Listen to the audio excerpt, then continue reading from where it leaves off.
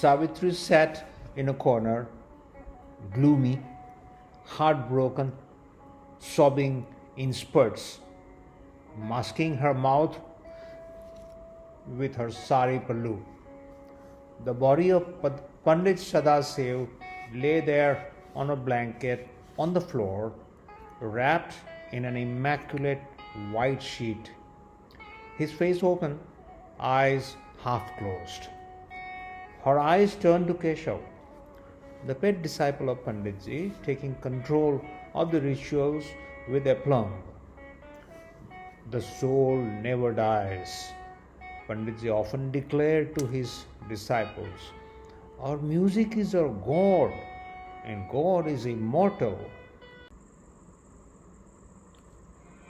Sadashiv had earned accolades very early in life. By the time he was 38, he was a celebrity in the classical music arena. Disciples flocked to him. Keshav, only a shade younger than Panditji, had a special place in the heart of Guruji.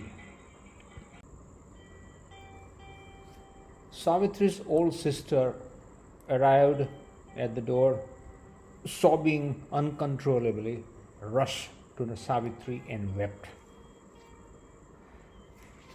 Keshav, placing some tulsi leaves in the half-open mouth of Sadashiv, saw her and made a sign to stay calm. Savitri's eyes were blank. She wouldn't even blink. The events of their life together flashed by in front of her blank eyes. The wedding, the first night of honeymoon. Nothing had happened. He pleaded to her, I'm sorry, Savitri, my mother wanted me to marry. The honeymoon had ended without the silver bells that she had heard about. The moon never rose to full bloom. But why me? Stay calm, sister. All because of your karmas in the last birth, the sister explained. Savitri's young niece forced her to visit a psychiatrist. Not your fault, ma'am. Your husband is, Come, let me examine you, the strange-looking lady psychiatrist declared. Dr. Miss Ganpati led her into the examination room, locked the door, and taught her the basics of enjoying the bliss in weird manners that Savitri never knew existed. Savitri screamed with pleasure. As the angel, Miss Ganpati played an active role to demonstrate the techniques. Savitri had no clue why it made Miss Ganpati ecstatic. She reached home drained.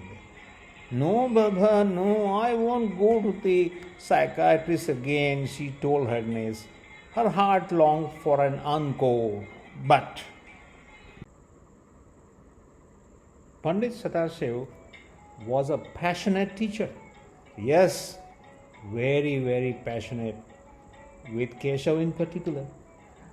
They would spend hours doing riyaz behind closed doors.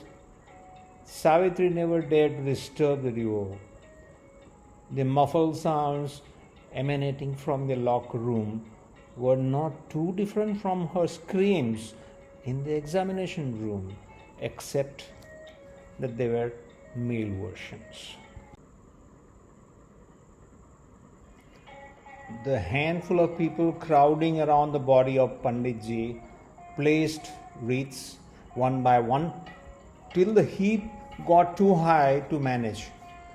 The first timers to visit the place marvel at the plethora of certificates, citations that Panditji had received in his short lifespan. They lifted the body, chanting Rama, Rama, and left. Savitri's sister struggled hard to get her to weep. Keshav had told her to stay calm, hadn't he?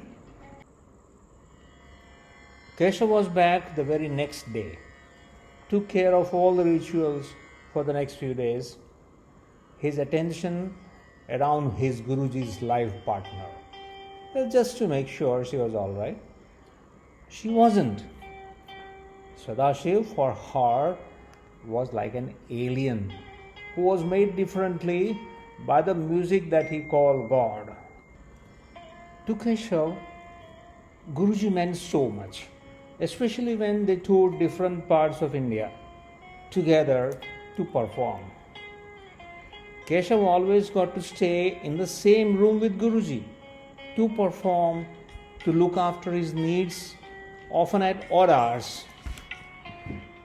In a show of reverence, Keshav adapted to the blissful togetherness with Guruji, who didn't approve of Keshav's eyes straying across to the front rows packed with objects of desire of a different gender. Keshav, his senior and most talented disciple, had to surrender to Guruji and no one else.